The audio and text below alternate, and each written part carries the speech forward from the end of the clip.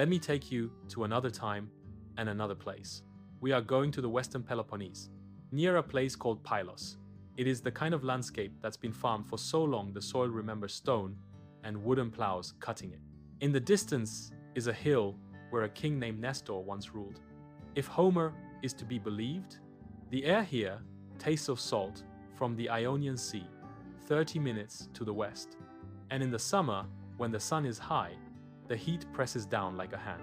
Jack and Sharon, a husband and wife archaeology team, had spent the last 25 years working this corner of Greece. 25 summers of dust and heat and finding things that mattered, but not yet. The thing that would make them famous. The year it happened, they had planned to dig somewhere else. They had permits for the other site. But bureaucracy, the kind that exists in every country, in every language, sent them to an olive grove they hadn't planned to touch, to stones that looked like nothing. Then, on May 28th, 2015, in a pit that was 2 meters by 1 meter, a shaft gave way and opened into an undisturbed grave. It had been 3,500 years since anyone had seen what lay inside. There they found a skeleton at the bottom. A man in his early 30s, 5'8", robust, buried in a wooden coffin inside a stone-lined chamber.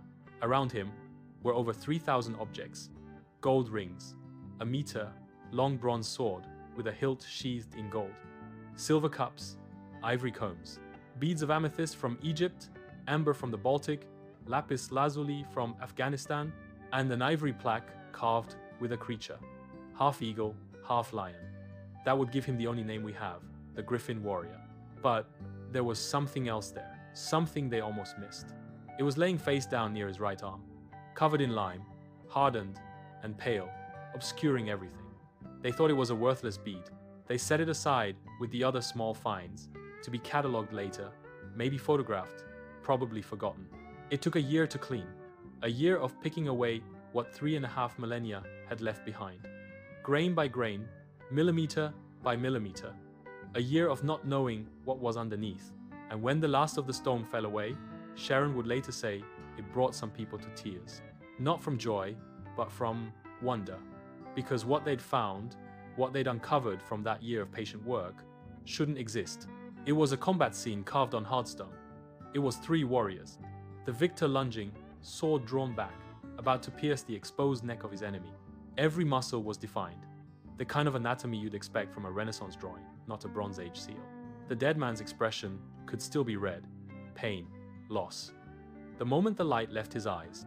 Later, in an interview, Jack Davis would say, "What is fascinating is that the representation of the human body is at a level of detail and musculature that one doesn't find again until the classical period of Greek art 1,000 years later.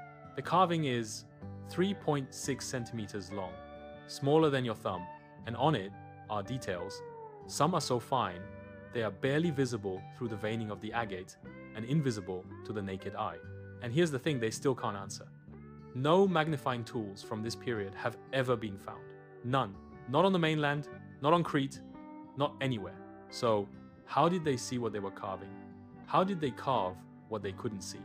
We tell ourselves we're the first to see in this much detail, the first to capture the human form, the human face, the human body in motion.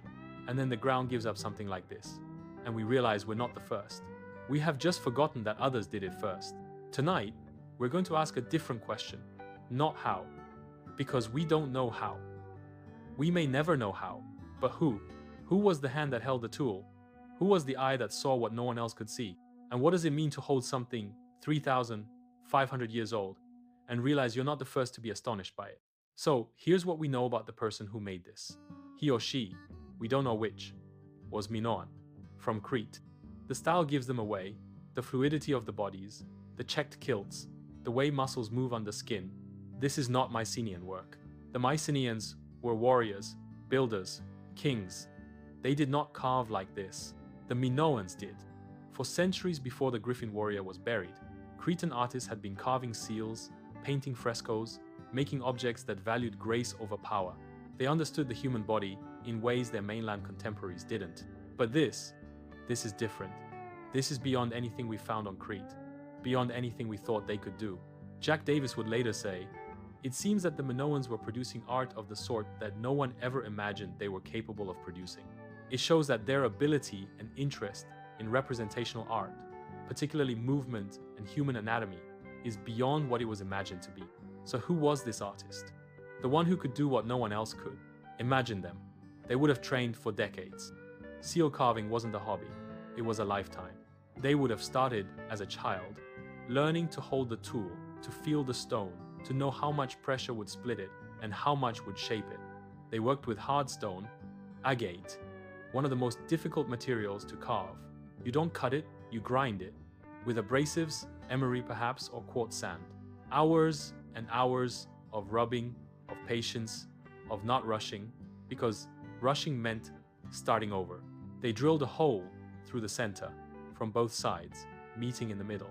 A bronze drill, probably, with abrasive grit, the kind of work where one wrong move, one slip, and the whole thing shattered.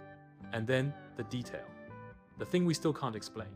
An iris, carved on a stone 3.6 centimeters long. The iris is a curve within a curve. One wrong stroke and the eye becomes a socket, a wound, a nothing. Individual strands of hair, a necklace flowing behind the victor from the motion of his strike. He's moving so fast the beads are still in the air. You feel the motion. You feel it. On a stone smaller than your thumb. And the dead man, the one beneath them. His expression, you can read it. Pain. Not the idea of pain, not a symbol for pain, but pain. As if the artist had seen it, felt it, knew exactly what it looked like when the light left someone's eyes. So, here's the question no one can answer. How did they see what they were carving? No magnification tools from this period have ever been found. None. Not on Crete, not on the mainland, not anywhere in the Bronze Age Aegean. The human eye can resolve details down to about 1/10 of a millimeter at close range. That's the limit. Beyond that, it's blur, it's guessing, it's faith. Some details on this stone are 1/2 millimeter, right at the edge of what the naked eye can see. But carving requires seeing while you work. You can't carve what you can't see. A magnifying glass may have been used to create the details on the stone, but no type of magnifying tool from this time period has ever been found. Some have speculated that they used rock crystal lenses. They existed later. The Romans had them. The Greeks of the classical period might have had them. But the Bronze Age? No evidence. No lenses in the graves. No mention in the texts we can read. So maybe it was something else. Maybe their eyes were better. Maybe they worked in certain light, the low sun of morning or evening, when shadows define what's already there. Maybe they carved in stages, letting their eyes rest, coming back when they could see again. Maybe they just had patience. We can't imagine. A lifetime of training, of learning to feel the stone, to know by touch what the eye couldn't confirm. However they did it, they made this for someone else. The Griffin Warrior wasn't Minoan, he was Mycenaean, mainland. His grave goods include Minoan objects, but his weapons, his armor, his body, these are from the Peloponnese. So how did this stone, carved by a Minoan hand, end up in a Mycenaean grave? The Minoans and Mycenaeans weren't enemies. They traded, they fought together, they married. Mycenaean elites wanted Minoan goods the way later aristocrats wanted Italian paintings. They imported them, commissioned them, carried them as signs of taste, of connection, of power. Maybe the artist was famous. Maybe warriors came to them, crossed the sea, paid in gold, waited months or years for a seal that would mark them as someone who could afford the best. Or maybe, and this is harder to prove, maybe the artist made it for themselves. A masterpiece. The best thing they ever did. And it passed from hand to hand, generation to generation, until it ended up here, in a grave, near a dead man's right arm. We don't know their name. We don't know if they were man or woman, young or old, famous in their time or unknown. We don't know if they had children, if they taught anyone to carve like this, if they knew they'd made something that would outlast them by 35 centuries. We don't even know how they did it, but we know they existed. We know someone, 3,500 years ago, sat in a room somewhere, Crete probably, with light falling on a piece of agate, and carved this muscle, this iris, this dead man's expression, and it's brought some people to tears, thousands of years later. It says, "You are not the first to see clearly. You are not the first to weep at beauty. You are not the first to hold something small and feel something infinite. If that moves you, if the thought of those hands, that patience, that unnamed life means something, then please like this video and subscribe, because the dead have no voice but ours. And the least we can do is listen. This has been For What It's Worth.